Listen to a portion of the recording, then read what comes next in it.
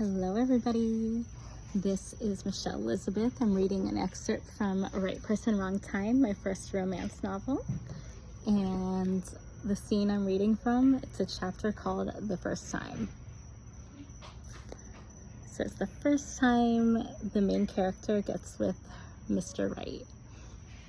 Okay, this is so embarrassing. I don't know if I'm gonna read, probably not gonna read the whole chapter, but we'll see. A knock at the door brings me back to reality. Wow, he's finally here. I open the door and Mr. Right enters, looking even sexier than usual. I am so nervous. My legs are shaking as I lead him to the living room. I can't possibly take him straight to the bedroom, right? I don't want to look too eager, like I do this sort of thing often. Although I can't let on that I'm so inexperienced that I don't know what to do. So Michael and I make polite conversation as we settle next to each other on the couch. I put on an episode of Family Guy to ease the tension. We laugh a lot and I start to feel a little more comfortable.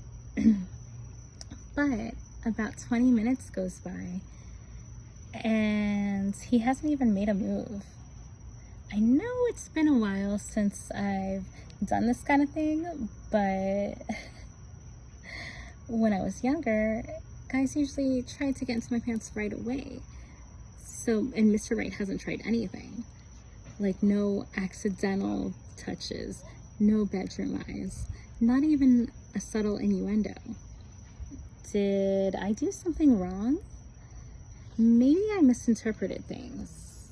Maybe he was just flirting with me through text and never actually intended on sleeping with me. Man, I'm such an idiot. I get up and have one more shot of vodka and offer him some. He declines, saying he doesn't like vodka. Great, just what I need. He is completely sober, and I look like a total lush and skank. Oh, okay, never mind. That last shot has me buzzing.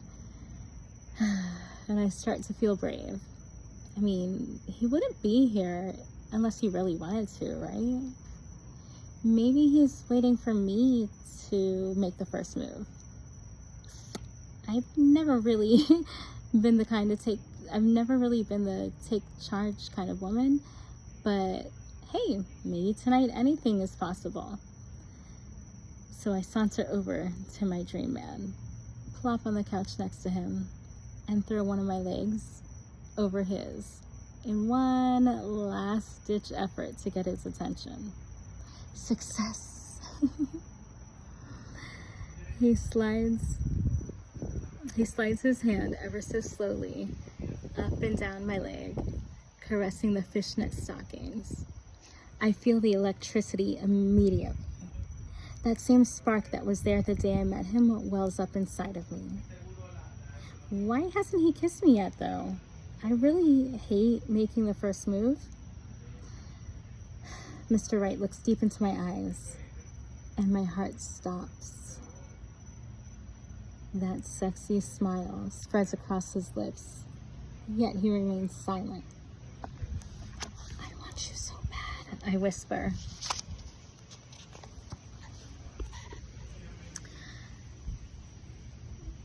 So take what you want, Mamacita. With my heart thudding in my chest and my hands shaking, I straddle his lap, trace my index finger along his gorgeous lips, and take a deep breath. But he doesn't react. I don't know how to read this man. Does he want me or not? I feel like I'm throwing myself at him. I must look so pathetic. I summon up all my courage and lean in to kiss him. Instantly, all my worries fade away. The moment our lips touch, the fire ignites. His lips are so soft and delicious, just as I always imagined they would be. We start off slowly, but quickly the passion builds until we're practically making love with our mouths. I nibble his lower lip for a moment and then back off to catch my breath. I try to read his expression and see what he's thinking, to no avail. He has such a good poker face. Standing up, I announce, "How rude of me.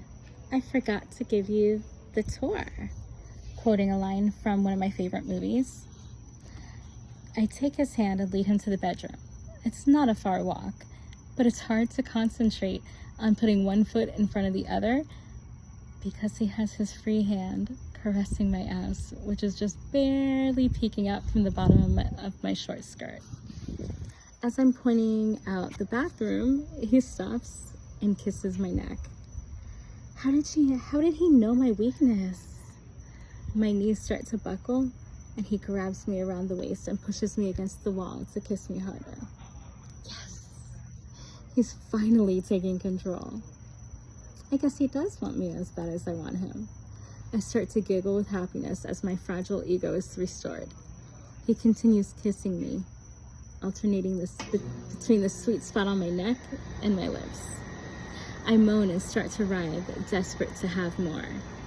I reach for his pants and attempt to unbuckle his belt, and he backs away. Not so fast, senorita. You gotta wait for it, he says, and playfully smacks my ass. I accidentally let out a whimper as I pout and stomp off to the bedroom. Mr. Wright laughs and follows. Patience, mama. You need patience. Oh, yeah? Well, two can play that game. I take off my shirt and lay on the bed, pulling him down with me. We both giggle and relax. The digital alarm clock next to my bed is the only light source, other than the glowing candles on my dresser. I glance over at the clock that reads 12:01 a.m. Well, it's now after midnight. A year has passed since the day we met. I think I've been patient long enough, mister, I announce. Michael studies me for a long time, as if searching for an answer to an unasked question. Then he buries his face in my neck again. You've wanted this for a year? The sensation of his warm breath on my skin makes me shiver. His voice is so quiet that I can barely hear it. It's almost as if he doesn't believe that I really wanted him. His childlike vulnerability is so sweet, and such a contrast to the stoic image he portrayed all night. How could I not want him? He's so damn sexy.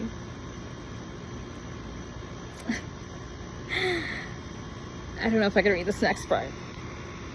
Yeah, I'm not going to read this next part because it's too much. You'll have to, I don't know if YouTube will, YouTube might not allow it, so you'll have to read the book for yourself. I'll leave the link below. I hope you enjoyed. Bye-bye.